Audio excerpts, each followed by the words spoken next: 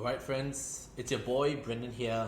Today's video is going to be special for anyone interested in building a startup and wants to hear how someone else finds the perfect co-founder, builds it smart, raises money, and more. Let me explain. A little while ago, I met Brian, founder and CEO of Logisnap, an all-in-one shipping platform disrupting the logistics industry. We were talking about his journey building Logisnap and his intention to raise €500,000 in a bridge round.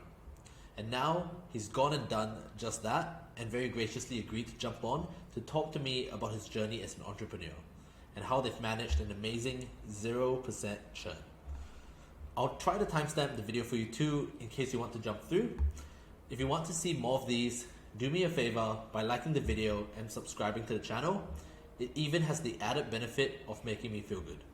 I really enjoyed this chat and hope you do too. Easy. So just quickly, Brian, for those at home, could you tell us a little bit about yourself and what Logisnap does?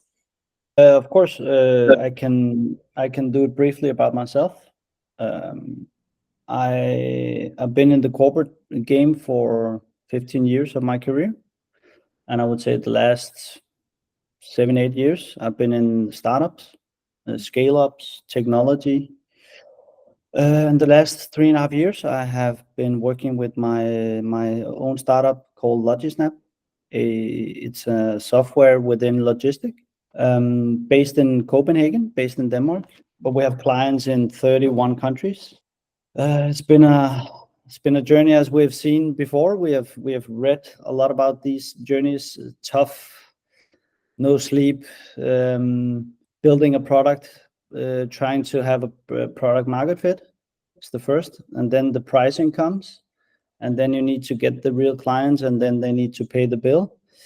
And we are kind of through that, so now we just need to grow, and that's why we're raising a small bridge round now, and all the money is going to go for the growth, actually, internationally and also here in Copenhagen. Amazing. Thank you for sharing that. I actually really want to ask you about that product market fit or that early stage of Logisnap as well.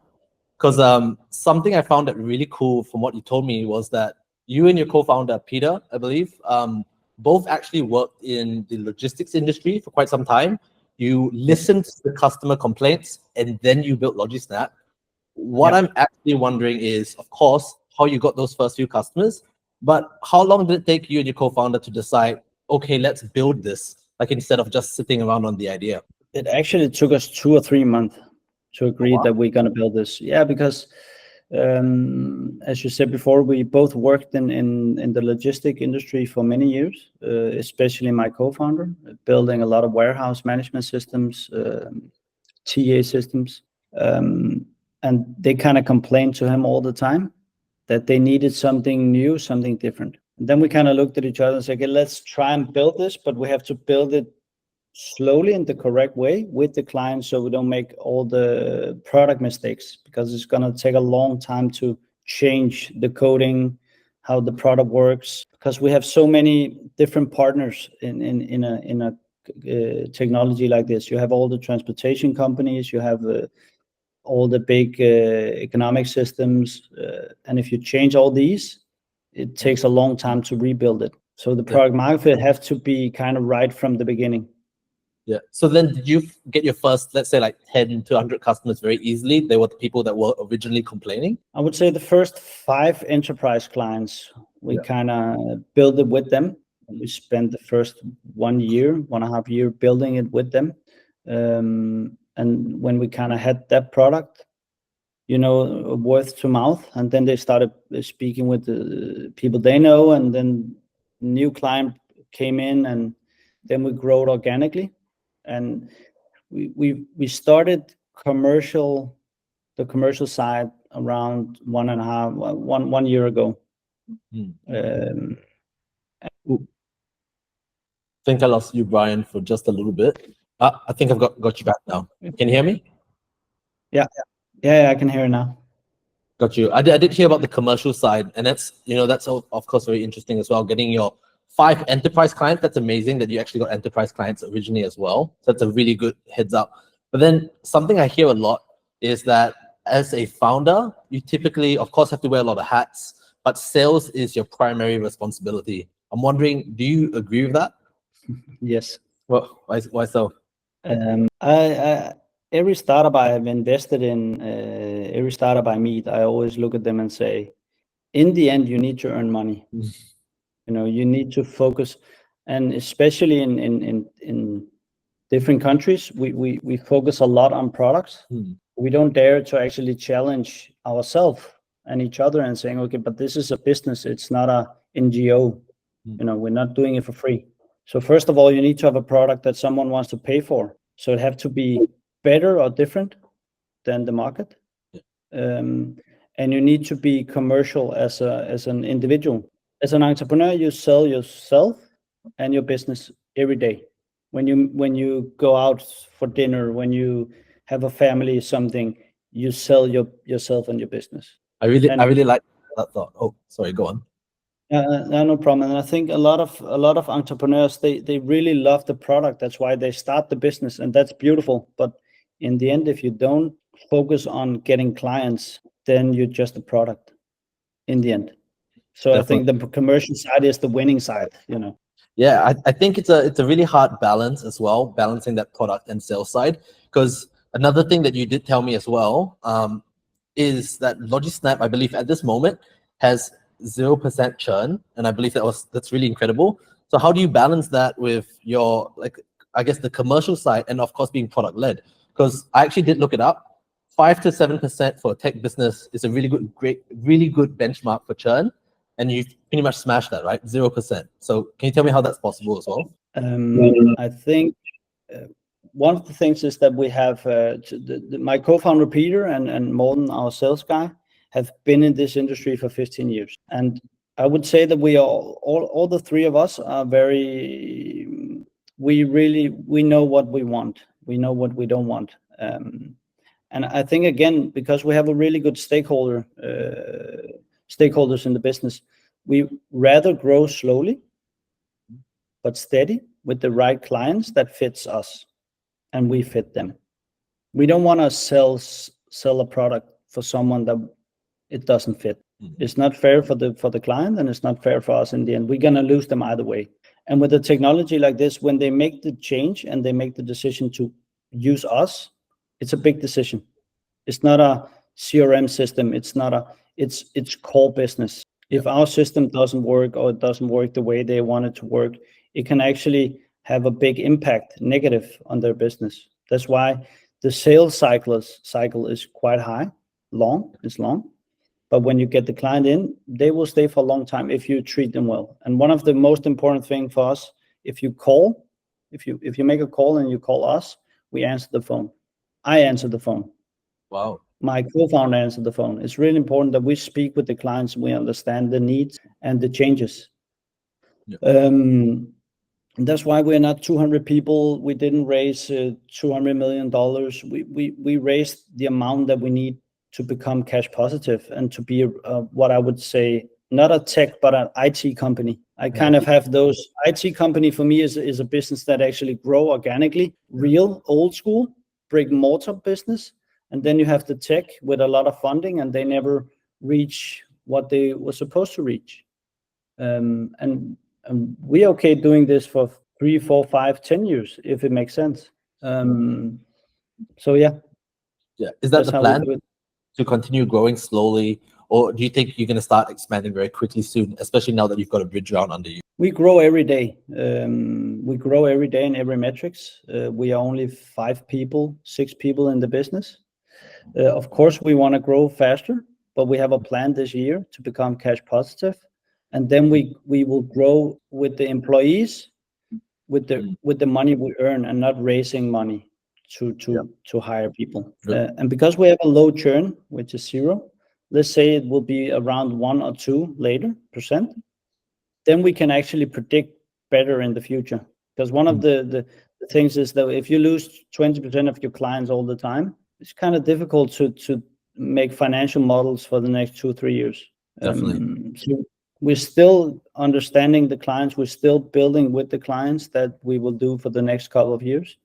But we're winning huge enterprise clients because we do it this way.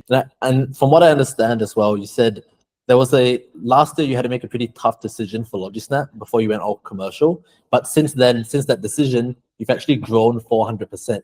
Can you walk me through the changes that needed to be done within the business to get that to happen?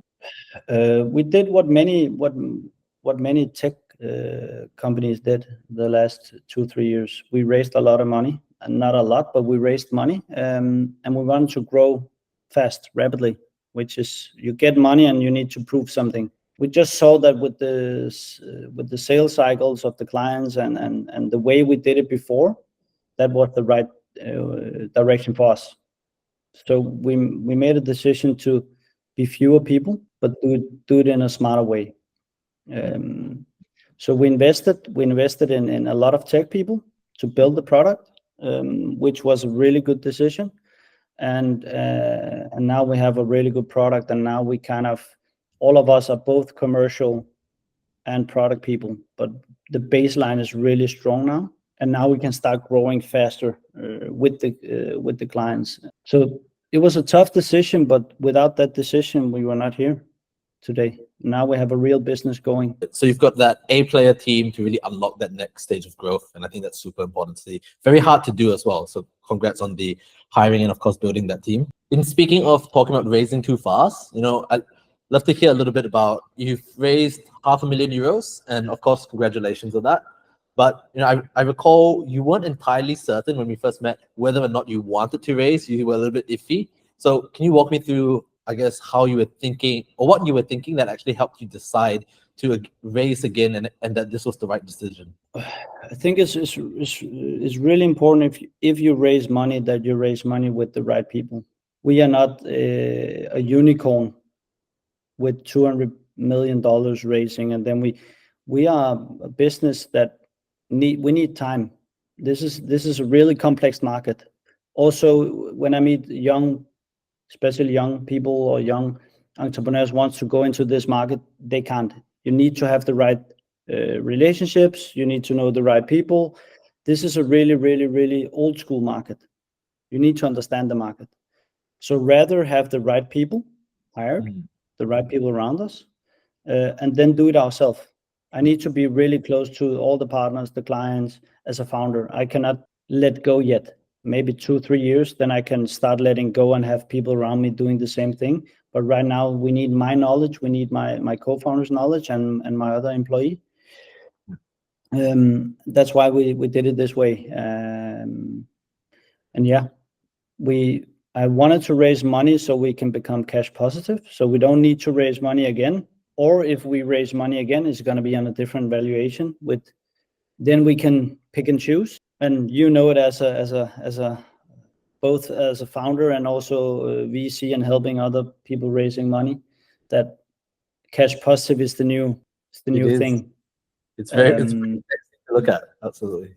Yeah, it's really important. So that's our main goal, to earn enough to have a sustainable business. Yep. And we really believe that we can do that with the big clients that we have signed this year and the growth we had last year and this year. It's going to be a good business the next couple of years. Absolutely, and I have no doubt that you get there. But interestingly, of course, most startups never actually get to successfully raise. How do you feel like the process is like, and how long did it take you this time? Like, you've raised money before, but what's it like this time? To raise the money is often not the problem. It's more about who are you raising from and what valuation, and do they believe in the plan?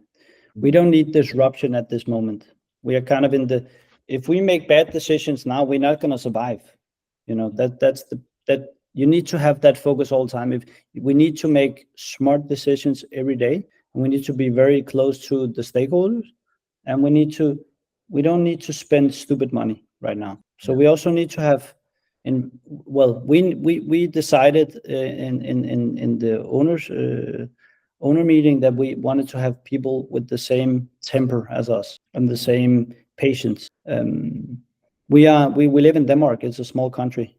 I know we all want to build unicorns. We all want to build the fastest next thing. Yes, but with this way of sustainability that we are growing, we will become a business that when you raise and if you raise big money later, we have proven it over the last 3-4 years in a smart way. And I know that when you speak with VCs and big capital businesses, they want to see that first. Now it's not a PowerPoint anymore. It's real action. And with only 5 people becoming cash positive with 1,000 clients in a couple of years, then you have proven.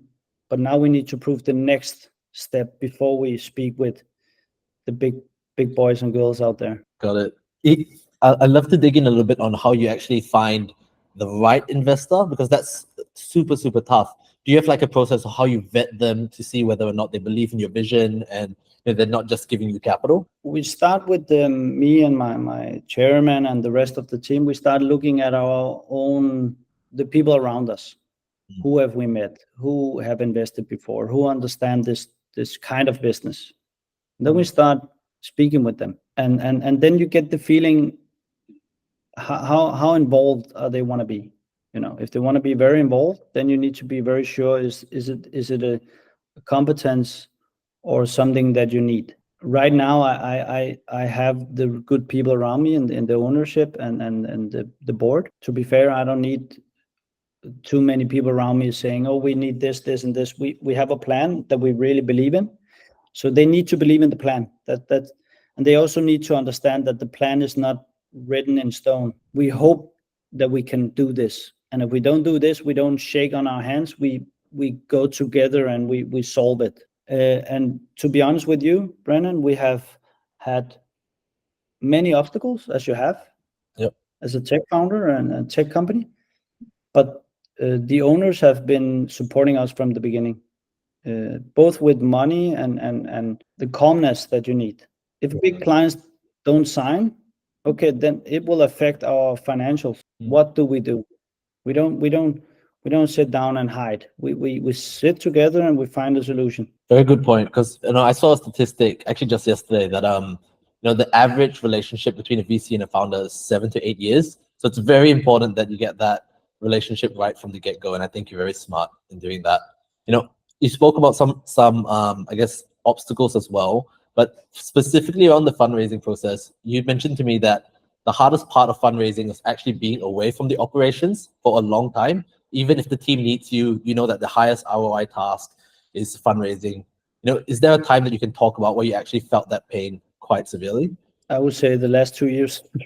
Last 2 years. To be honest, from changing your entire business and actually pivoting it with fewer people, different mindset in the business. And we need to grow the business with 400% to prove it, with fewer people, less money. And then we raise money, and then we raise money, and then you become cash positive. I am never in the operation 100%. Wow. That's why we raise money now, so I can be in the operation the next year. And then we will see what happens. Because let's be honest, if we only 5 people, removing one, that's too much. And it's more the mindset. You have to jump, from having investor meetings to speak with the client, to speak with your co-founder, to look at the product, the pricing. I just want to focus on growing my business, because the days where I'm most happy is when I speak with my clients, that not only when they sign it, but when they say, okay, we need to change this, or this is really good, or, that's what motivate me. I hear that from a lot of founders. They just want to focus on the business, but you got to wear a lot of different hats. I'm curious, if I'm right, I believe you are also an active business angel, right? What's it like being the one asking for capital this time? Do you feel like you have an advantage having been on the other side of the table, knowing what an investor thinks? Yeah, I think so. And I think one of the things that I really took close to me is that being very, very honest, sometimes too honest. And I think you know it, Brandon, when we had the first meeting. I'm not sitting here and saying, oh, we're building a unicorn, we grow. No, I'm honest. This is where we are now. This is what we're going to work for. We will do our best. We will work 70 hours a week. We will do all these things, but you can never say this is going to happen. Because if I knew this is going to happen, I would be worth $1 billion, and I'm not worth $1 billion. That's why the valuation is this and not this. I think because I'm more mature, I'm not 20, 25. I don't need to oversell. I show, and of course, it's easier when you have some kind of proven in the business. In the beginning, it's all about hoping and dreaming. Now it's more being realistic together with the investors, saying, okay, I know this could be better. We're working on that. Are you going to be part of this journey with us the next couple of years? Don't expect 20 times your money in a year. Expect that we're going to do this together for the next 2 or 3 years. And if it goes as we hope, we will not go hungry to bed. Yeah, that's an interesting perspective, because I often hear when I speak to VCs and investors, they kind of like startups initially to have that big vision and mindset, and like talk about that market in a very big way to show the investors, like where their vision leads 10 years down the line. So how do you balance that, being very realistic, grounded in earth, and of course being expansive still? Well, we can look at our competitors in the market. They are some of the most valuable tech businesses globally. Cash positive, high ROIC, high return of invested capital. So it's a business. If you invest money in the business and you actually succeed, it's one of the few businesses around the world right now that's actually growing, and where the money actually is. But our vision is clear. We want to build a business with globally. We already did that. We want to challenge the competitors we have now on the product. Already done that. We have secured one of some of their biggest clients. We have done that. And to be honest with you, I only look at this year now. Becoming cash positive, I can decide everything because now we earn our own money. Then everything is going to be easy. It's going to be, are we going to loan the money from the bank? Are we going to loan it from convertible notes? How are we going to do it in the future? But before we have a future, we need to make sure that we have a now. Focus on every day growing. I like that. You've given a lot of tips around the fundraising aspect, but for any founders who will be listening to this, are there any tips that you can give to just help improve their chances in this investment environment right now? I think the most important thing is to show what, if you show a pitch deck, try and show them that you have actually done it, that you have done what you read on the pitch deck. We are speaking with these, we're doing all these things, we're really trying, and be humble, be humble in a good way, and don't oversell. I think, those times are over, overselling. And of course it's a cool story when you see it on Netflix or something, you see all these series, but in the reality, it's going to be on you in the end as a founder. I'd rather undersell and then prove, but at least be honest. So, okay, we're still struggling with these 3 things, which shows that if you can say that you're struggling or you have some things that you can prove, actually shows that you know something about yourself and your business and you're honest. And VCs and investors, they rather work with someone like that, because then they can also help you. You listen to other people. I have investors in my business now. I listen to them. That's why we have meetings. I'm not a solo founder for a reason. I want to work with people. So I would say be honest, but of course believe in your business and go for the skies. We go for the skies. I want to build a big business, but we need to prove the first steps. The pre-seed, the seed, and then you have the series, whatever you call it, CBA plus, and so on. But start creating a real business with real clients that actually pays the bill. Got it. That's tough. It's not that easy as it sounds, Definitely not. It's a long journey for a lot of learnings. When I work with a lot of startup founders as well, like pretty much like you said, know what you actually want the money for and actually know where your problems are, because you need to ask the investor. They're not just a bank. They're someone who is trying to help you in some way, and that's why they're joining you on your journey. So they need to know how they can help. So that's very, very strong. Yeah. Exactly. I'd love to spend some time on your journey as an entrepreneur as well, if you let me. One thing when I was going through, of course, your experience and of course with Logisnap, there's something I've struggled with before as well. I'm very curious if you had this with Logisnap. But one of the biggest hurdles I think most people face is finding a good co-founder, whether it's technical or not. So I'm curious, can you tell me about yourself? How did you and Peter partner up? Did you guys know each other? Yeah, good question. I've been very lucky finding him, and he's been lucky finding me. We met each other many years ago. He helped me. I had a different another business, and he helped me building a product for that. And I kind of liked his mentality.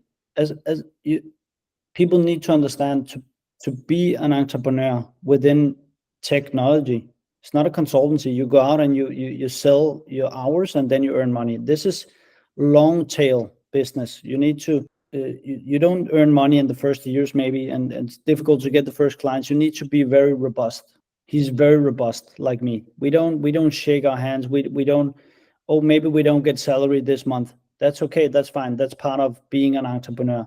Okay, we don't sleep that well for 3 months. That's part of being an entrepreneur.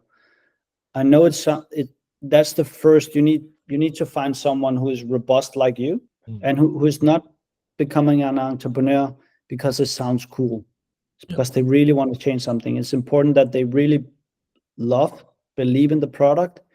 They really want to do something for the clients. I'm always back to the clients, because if you can do that and you have clients that really like your product, it will come by itself. Maybe it will take time, but it will come. So being robust, and he's a mature man. He's a couple of years older than me. So we both have tried ups and downs. I can feel that, when things is getting tough, we can feel that we have a lot of experience, both of us. And of course, he's amazing with the IT and technology. So I'm quite lucky with that. He's a hard man to find. But I would say find someone that you also have a good relationship with. We are very different people, me and him, but we have the same vision in life, not only in business, but also in life. Amazing. Did you have to align on that vision to truly understand before starting anything? Yeah. And we still do that. We do that often, especially when we raise money. You kind of challenge each other again. Okay, we had this plan when we started. Now we are 3 years in it. Is it still the same? Do we still want the same? Life change. You get a girlfriend, you get a child, you move, things change in your life. And does it still fit in your plan? Because that's also something VCs and investors also need to understand. Maybe this is the most important in our life, but at some point it's not the most important in our life anymore. Then you get a child, then you get, we're not robots. We also need to have a life on the side. Otherwise you're never happy. So I try to speak with investors about this. We also need to change the way investors look at founders. Yeah. We're not here only to make you rich. We're also here to do something good for our market, our product, for ourselves, for our family. It's not because we don't want to succeed, but we need help to succeed.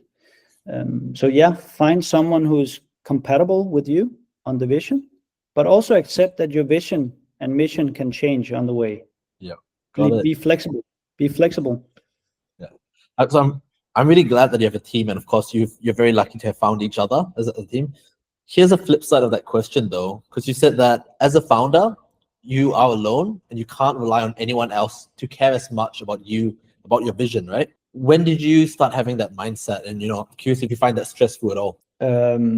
I kind of knew that already in my career early on, that even though when I had my first job as a phoner, a salesman, maybe I had a boss or I had colleagues, but in the end it was up to me to deliver in my field. If I deliver in my field, I'm still there tomorrow. That's the toughness about business. You also need to like that kind. You need to understand that business is business. It's and I would say, as a founder, a CEO of a tech company, in the end, it is your headache. You also get the gain if you win.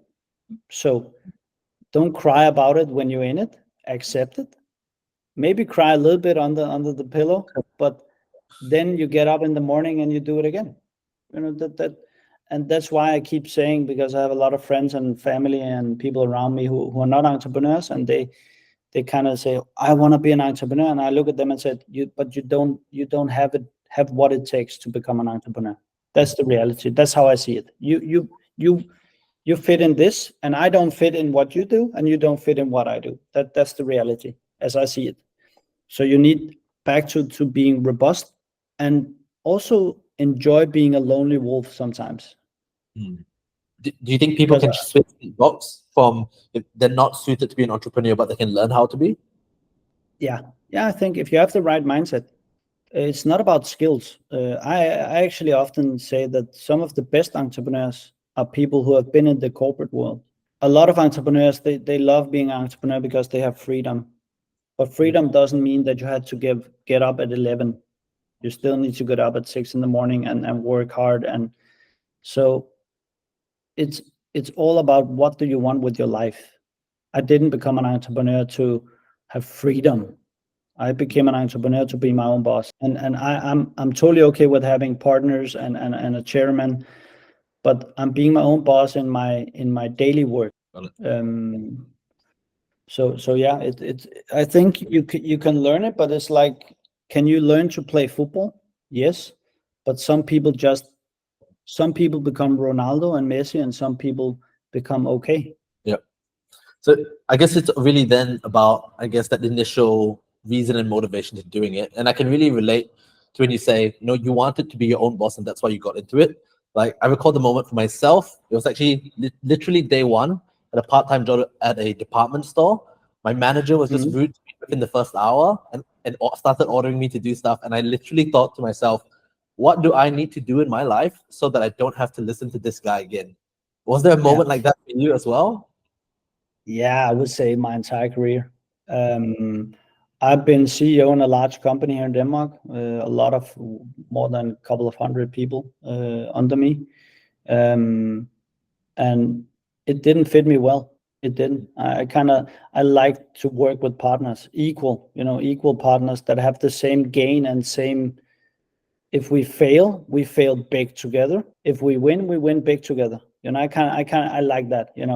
As an employee, let's be honest, you don't have the gain that make people, work harder. But yeah, I had many times a lot of bosses that I was like, I could do their job easily and not yelling at people and be who they are. But again, I always look at it when I was younger, it was experience. I had some bosses that they did it in a different way, but instead of sitting back and say, "Oh, I don't like the way," I was curious. Okay, maybe I can learn something. I actually the way I learned most was from the people around me that did it in a different way than me. Yeah. Be open. Maybe they're doing it in a really smart way, even though you don't like the person. They are here for a reason. Understanding your job and the hierarchy. I'm not the boss. I was an employee, so I had to follow my boss. That's. Yep. So you've always had that curious mindset, and previously you just said before that some of the best entrepreneurs were people who worked in corporate.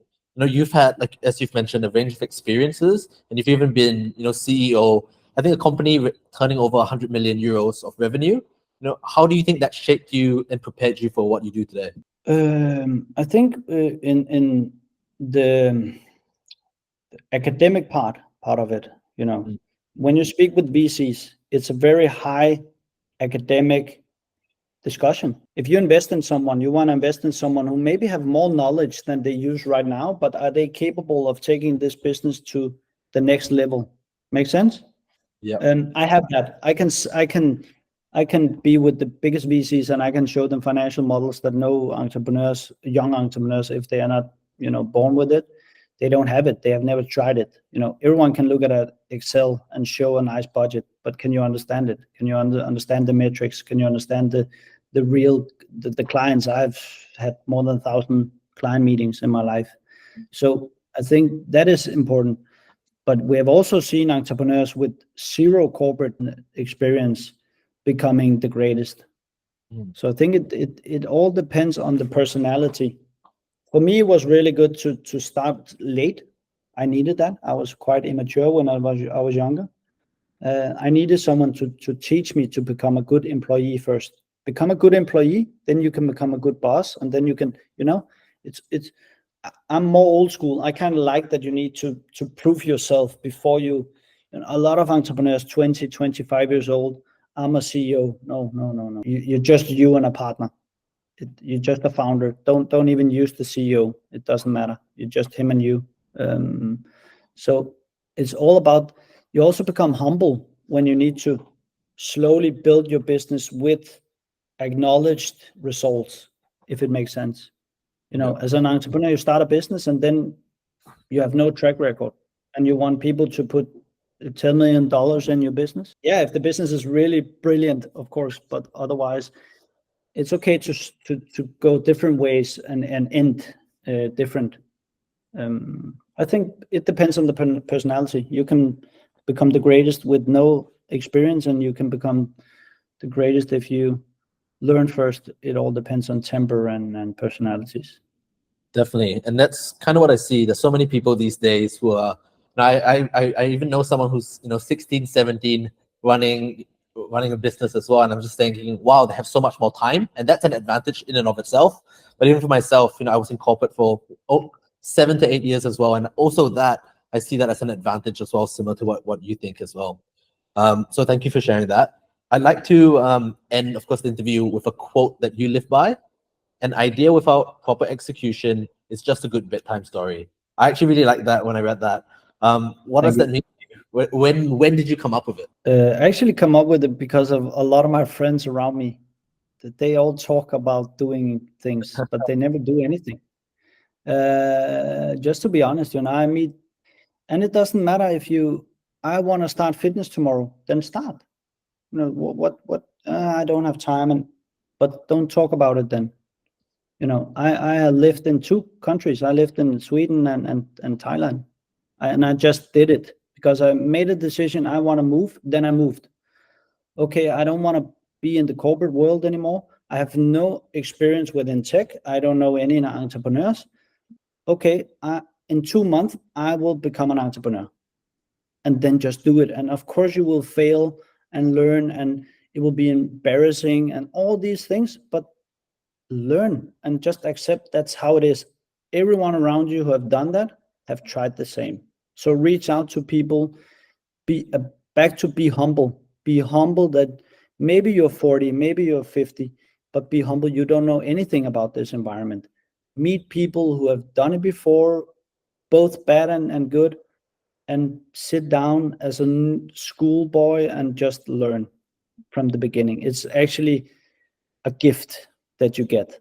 So see it as a gift. Spot on. That's a wrap. I love that. You have to learn. Sometimes you feel like a boy again, and you just have to have that learning mindset. Before we end, what's next for Logisnap? If there's anything you want to promote for yourself as well, please feel free to do it right now. Thank you. Thank you first of all for the good meetings. It was first of all a pleasure meeting you the first time, and I kind of felt that we had the same way of thinking business. Back to the being honest about where you are. Don't oversell it. And the next step for Logisnap is closing this round, and then focusing on our clients and focusing on growing with the right clients that we are looking much forward to. And then I will say to all entrepreneurs out there who are fundraising, see if you cannot fundraise, or fundraise with the right amount of money, with the right people, and be honest with them. Sometimes you don't succeed. That it's few people who really succeed, but it's also succeeding to have a business going.